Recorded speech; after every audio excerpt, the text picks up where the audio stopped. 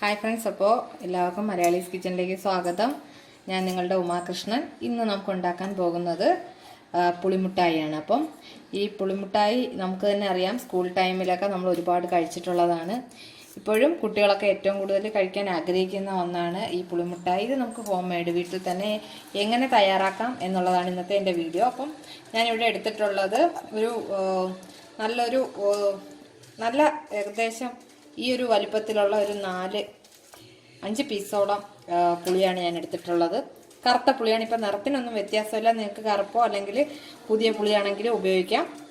അപ്പോൾ ഈ പുളിയാണ് ഞാനിവിടെ എടുത്തിട്ടുള്ളത്. ഇതിൻ്റെ പാകത്തിന് ഞാനൊരു ശർക്കര ഉണ്ടയുടെ പകുതി എടുത്തിട്ടുണ്ട്. ഏകദേശം ഒരു 100 ഗ്രാമോളം കാണും ഈ ഒരു ശർക്കര. നമുക്ക് ആദ്യം ഈ പുളി ജസ്റ്റ് ഒന്ന് ചൂടുവെള്ളത്തിൽ ഒന്ന് കുതിർക്കാൻ വെക്കണം. അപ്പോൾ അതൊന്ന് കുതിർന്ന് വരാനായിട്ട് ഒരു 10-15 മിനിറ്റ് വെയിറ്റ് ചെയ്യുക. ആ സമയത്ത് നമുക്ക് ഈ ശർക്കര ലേശം വെളിച്ചെണ്ണ ഒഴിച്ചിട്ട് അതിനകത്തൊന്ന് ചൂടാക്കണം. അല്പം വെള്ളം കൂടെ ഒഴിച്ചിട്ട് നമുക്കൊന്ന് ചൂടാക്കി എടുക്കണം. അപ്പം ആ ഇതിലേക്ക് ഞാനിവിടെ ഒരു ചീനച്ചട്ടി വെച്ചിട്ടുണ്ട്. നമുക്കൊന്ന് സ്റ്റൗ കത്തിച്ചിട്ട് ഇതിലേക്ക് വെളിച്ചെണ്ണ ഒഴിച്ചു കൊടുക്കാം. ആ വെളിച്ചെണ്ണ ഒഴിക്കുന്നതിന് മുമ്പ് തന്നെ നമുക്ക് ഈ ശർക്കര കൂടി ഇട്ട് കൊടുക്കാം. ശർക്കര ഇട്ടിട്ട് അതിലേക്ക് നമുക്ക് വെളിച്ചെണ്ണ എടുക്കാം. വെളിച്ചെണ്ണ അത് നമുക്ക് ലാസ്റ്റ് ഇത് അടിയിൽ ഒട്ടിപ്പിടിക്കാതിരിക്കാനാണ്. നമുക്കൊരു 1 ടേബിൾ സ്പൂണോളം വെളിച്ചെണ്ണ ഒഴിച്ചു കൊടുക്കാം. അതിലേക്ക് തന്നെ നമുക്ക് കുറച്ച് വെള്ളവും കൂടി ഒന്ന് മെൽറ്റായിട്ട് ആദ്യം ഒന്ന് അടിയിൽ പിടിക്കാത്ത രീതിയിലേക്ക് കുറച്ച് വെള്ളവും കൂടി ഒന്ന് ഒഴിച്ചു കൊടുത്ത് നന്നായിട്ടൊന്ന് ഇളക്കിയെടുക്കാം. അപ്പം ആ ശർക്കര നന്നായിട്ട് പാനിയായിട്ടുണ്ട്. ഇതിലേക്ക് നമുക്ക് ഞാൻ പുളി നന്നായിട്ട് പിഴിഞ്ഞ് അരിച്ച് മാറ്റി വെച്ചതാണ്. ഇതല്ലാതെ നിങ്ങൾക്ക് പുളി ഒന്ന് കുതിർത്തിട്ട് മിക്സിയിൽ അരച്ച് വേണമെങ്കിൽ യൂസ് ചെയ്യാം. അരച്ച് യൂസ് ചെയ്യുവാണെങ്കിലും നിങ്ങൾ അരച്ചതിന് ശേഷം ഒന്ന് അരിപ്പയിൽ അരച്ചെടുക്കുക. ഇത് ഞാൻ നല്ലതായിട്ട് പിഴിഞ്ഞ് അതിൻ്റെ പേസ്റ്റാണ് എടുത്തിട്ടുള്ളത്. അപ്പോൾ ഇത് നമുക്ക് ഈ ഒരു ശർക്കരയിലേക്ക് ഒഴിച്ചു കൊടുക്കാം. ഇത് നമുക്ക് നന്നായിട്ടൊന്ന് മിക്സ് ചെയ്ത് കൊടുക്കാം. ഇനി ഇത് നന്നായിട്ട് തിളയ്ക്കണം. തിളയ്ക്കുന്നത് വരെ നമുക്കൊന്ന് വെയിറ്റ് ചെയ്യാം. ഇതിപ്പോൾ നന്നായിട്ട് തിളച്ച് വരുന്നുണ്ട്. അപ്പോൾ ഇതിനി തിളച്ച് നന്നായിട്ട് കുറുകി വരണം. ഞാൻ ഈ ഒരു റെസിപ്പി ഇട്ടത് വേറൊന്നുമല്ല, എൻ്റെ മോൾക്ക് ഭയങ്കര ഇഷ്ടമായിട്ടുള്ള ഒരു മിഠായിയാണ് തേൻമിഠായി. തേൻമിഠായി അല്ല, പുളിമുട്ടായി. അപ്പം തേൻമിഠായി ഇഷ്ടമാണ്. അപ്പോൾ ഈ എന്ന് പറഞ്ഞു കഴിഞ്ഞാൽ ഏറ്റവും കൂടുതൽ അവൾ കഴിക്കുകയും അത് സേവ് ചെയ്ത് വെച്ചിട്ട് വാങ്ങിച്ച് കയ്യിൽ കരുതി വെച്ചിട്ട് ഇങ്ങനെ കൊതി മാറുന്ന രീതിയിൽ കുറേശ്ശെ കഴിച്ചുകൊണ്ടിരിക്കുന്ന ഒരു ഐറ്റമാണ്. അതുകൊണ്ടാണ് ഞാൻ ഇന്നിപ്പോൾ ഈ ഒരു റെസിപ്പി തന്നെ തിരഞ്ഞെടുത്തത്. കാര്യം അവൾക്കും ഏറ്റവും ഇഷ്ടപ്പെട്ട ഒരു മിഠായി ആയതുകൊണ്ടും കുട്ടികൾക്ക് എല്ലാവർക്കും ഇഷ്ടമായൊരു ഐറ്റമാണ് ഈ ഒരു പുളിമുട്ടായി. അപ്പോൾ നന്നായിട്ട് പതഞ്ഞ് വന്നിട്ടുണ്ട്. ഇനി ഇതൊന്ന് കുറുകി വരണം. അപ്പോൾ ഇതൊന്ന് തിളച്ചത് നമ്മുടെ ദേഹത്ത് വീഴുന്ന ആ രീതിയാകുമ്പോൾ നമുക്കൊന്ന് അടച്ച് മൂടി വെച്ച് എടുക്കാം. ഇത് ഇടയ്ക്കിടയ്ക്ക് ഒന്ന് മൂടി എടുത്തിട്ട് നമുക്കൊന്ന് ഇളക്കി കൊടുത്ത് നന്നായിട്ട് കുറുകി വരണം. ഇതിപ്പോൾ നന്നായിട്ട് കുറുകി വരാൻ തുടങ്ങിയിട്ടുണ്ട്. ഈ സമയത്ത് നമുക്ക് ആ ഒരു ടേസ്റ്റ് ഒന്ന് ഈക്വൽ ആവാൻ വേണ്ടിയിട്ട് നമുക്ക് ലേശം ഉപ്പിട്ട് കൊടുക്കാം. ഉപ്പിട്ട് കൊടുക്കുമ്പോൾ നമുക്ക് മധുരം ഒന്ന് നല്ല രീതിയിൽ കുറച്ച് കൂടുതലായിട്ട് തോന്നിക്കും. അതുപോലെ ഒരു 1/2 ടീസ്പൂൺ മുളക് പൊടി കൂടി ചേർത്ത് കൊടുക്കാം. നന്നായിട്ടൊന്ന് നമുക്ക് മിക്സ് ചെയ്യാം. ആ ഒരു ടേസ്റ്റ് ഒന്ന് ലെവലാവാൻ വേണ്ടിയിട്ടാണ് നമ്മൾ ഈ മുളക് പൊടിയും ഉപ്പും കൂടി ചേർക്കുന്നത്.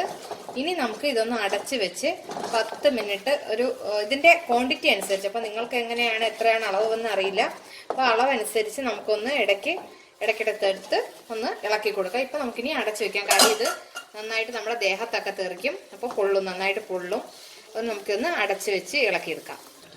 അപ്പം നിങ്ങൾക്കൊരു പുളി ജാമാണ് നിങ്ങൾ തയ്യാറാക്കണം എന്നുണ്ടെങ്കിൽ നിങ്ങൾക്ക് ഈ ഒരു ടൈമിൽ കാര്യം ഉപ്പിട്ടു മുളക് പൊടി ഇട്ട് ഒരു 2 തിളയ്ക്കുമ്പോഴത്തേക്കിനും ഈ ഒരു പരുവത്തിൽ നമുക്കിത് തണുത്തതിന് ശേഷം ഇത് മാറ്റി തണുത്തതിന് ശേഷം ഒരു പാത്രത്തിലാക്കി വെച്ച് കഴിഞ്ഞാൽ നിങ്ങൾക്ക് ഇതൊരു പുളി ജാമായിട്ട് യൂസ് ചെയ്യാം. ചപ്പാത്തി അതുപോലെ ബ്രെഡ് അതിനൊപ്പമൊക്കെ നമുക്ക് കഴിക്കാൻ നല്ലതാണ് ആ ഒരു ടൈമിൽ. അപ്പം ആ ഒരു ടേസ്റ്റ് ആ പുളിജാമായിട്ട് തന്നെ നിങ്ങൾക്ക് ഈ ഒരു കൺസിസ്റ്റൻസിയിൽ നിങ്ങൾക്ക് എടുക്കാൻ പറ്റും. കുറച്ചും കൂടി ഒന്ന് കുറുകി നന്നായിട്ട് ഇതിൽ നിന്നും വിട്ട് വരണം. നമുക്ക് ഈ ഒരു ചീനച്ചട്ടിയിൽ നിന്നും വിട്ട് വരുന്ന പാകത്തിനാണ് നമ്മൾ പുളിമിഠായി ആയിട്ട് ഉരുട്ടിയെടുക്കേണ്ട ആ ഒരു പാകമാകുന്നത്. അപ്പോൾ നമുക്കിനി എന്തായാലും പുളിമുട്ടായിയാണ് നമ്മൾ തയ്യാറാക്കുന്നത്, അതുകൊണ്ട് നമുക്ക് അതുവരെ ഒന്ന് വെയിറ്റ് ചെയ്യാം. അപ്പോൾ ഇത് നന്നായിട്ട് കുറുകി വന്നിട്ടുണ്ട്. ഇനി നമുക്ക് ഇതിൻ്റെ തീ ഓഫ് ചെയ്യാം. ഓഫ് ചെയ്തിട്ട് ഇതിലേക്കൊരു 2-3 ടേബിൾ സ്പൂണോളം പഞ്ചസാര ഇട്ട് കൊടുക്കാം. പഞ്ചസാര ഇട്ടതിന് ശേഷം ആറിയിട്ട് നമുക്കിതൊന്ന് ഉരുട്ടിയെടുക്കുക, അല്ലെങ്കിൽ ഒരു കവറിനകത്ത് പൊതിഞ്ഞെടുക്കുകയോ ചെയ്യാം. അപ്പോൾ ഞാൻ തീ ഓഫ് ചെയ്യാണ്. അപ്പോൾ ഇതിലേക്ക് നമുക്ക് ഒരു 2 ടേബിൾ സ്പൂണോളം പഞ്ചസാര ഇട്ട് കൊടുക്കാം. മധുരം നമുക്ക് ഈ ഒരു പഞ്ചസാരയുടെ മധുരവും കൂടി നന്നായിട്ട് കിട്ടാൻ വേണ്ടിയിട്ടാണ്. അപ്പോൾ ഇനി നമുക്കിത് നന്നായിട്ട് ഒന്ന് തണുക്കണം. തണുത്തതിന് ശേഷം നമുക്കിത് ഉരുട്ടിയെടുക്കാം. അതല്ലെങ്കിൽ ടൂത്ത് പിക്കോ മറ്റോ എടുക്കാം, അല്ലെങ്കിൽ കവറിനകത്ത് നമുക്ക് പൊതിഞ്ഞെടുക്കാം, ഒക്കെ ചെയ്യാം. അപ്പോൾ നമ്മുടെ പുളിമുട്ടായി ഇവിടെ റെഡി ആയിട്ടുണ്ട്. അപ്പം ഒന്ന് ഇളം പാകം ആകുമ്പോഴത്തേക്കിന് നമ്മളൊന്ന് ഉരുട്ടിയെടുക്കണം. ഇതിപ്പോൾ ആ വെളിച്ചെണ്ണ ഒഴിച്ചത് കൊണ്ട് തന്നെ കയ്യിൽ നമുക്ക് ആ ഓയിലിൻ്റെ ഒരു ഇതുണ്ട്. പിന്നെ ഇതാ നല്ല സോഫ്റ്റായിട്ട് ഉള്ള പുളിമുട്ടായി നമുക്ക് വീട്ടിൽ ഇതുപോലെ തയ്യാറാക്കാം. അപ്പോൾ എല്ലാവരും ഇതൊന്ന് ട്രൈ ചെയ്ത് നോക്കണം. കുട്ടികൾക്കൊക്കെ വളരെയേറെ ഇഷ്ടമാകും. ഇത് നമുക്ക് ഈ ചൂടാറിയതിന് ശേഷം നമുക്ക് കയ്യിൽ വെച്ച് ഇതുപോലെ ഒന്ന് ഉരുട്ടിയെടുത്താൽ നമുക്ക് ആ ഒരു പാകത്തിന് ഉരുട്ടിയെടുക്കാൻ പറ്റും. ഇത് ആ ഒരു ഇളം ചൂടോടുകൂടി ചെയ്യുമ്പോഴേ നമുക്ക് ഈ ഒരു പാകം കിട്ടും. തണുത്ത് കഴിഞ്ഞ് കഴിഞ്ഞാൽ ചിലപ്പോൾ ഒരു സ്റ്റോണിൻ്റെ ആ ഒരു രീതിയിൽ നല്ലൊരു കട്ടിയായിട്ട് മാറും. അപ്പോൾ അതിനു മുമ്പ് ആ ഒരു ചൂടോടെ നമ്മുടെ കയ്യിൽ പൊള്ളാത്ത പാകത്തിനുള്ള ചൂടോടുകൂടി നമ്മളിതൊന്ന് ഉരുട്ടിയെടുക്കാൻ ശ്രമിക്കുക. ഇനി നമുക്ക് ഇതിൻ്റെ ലാസ്റ്റ് ഫൈനൽ നമുക്ക് ഇതിലേക്ക് പഞ്ചസാര ഒന്ന് വിതറി കൊടുക്കാം. പുറമേ നമുക്ക് ആ ഒരു പഞ്ചസാരയുടെ കോട്ടിങ് കിട്ടാൻ വേണ്ടിയിട്ട് അത് കുറച്ച് നല്ല ടേസ്റ്റ് കിട്ടും. അതിനായിട്ടാണ് നമുക്ക് ഈ ഒരു കോട്ടിങ് ആയിട്ട് നമ്മൾ പഞ്ചസാര വിതറി കൊടുക്കുന്നത്. അപ്പോൾ അത് ആവശ്യത്തിനനുസരിച്ച് നമുക്ക് ഇട്ട് കൊടുക്കാം. അപ്പോൾ എല്ലാവരും ഈ ഒരു പുളിമുട്ടായി ട്രൈ ചെയ്ത് നോക്കണം. നല്ലൊരു വീഡിയോയുമായിട്ട് നമുക്ക് ഇനിയും കാണാം. അപ്പോൾ താങ്ക് യു, ബൈ.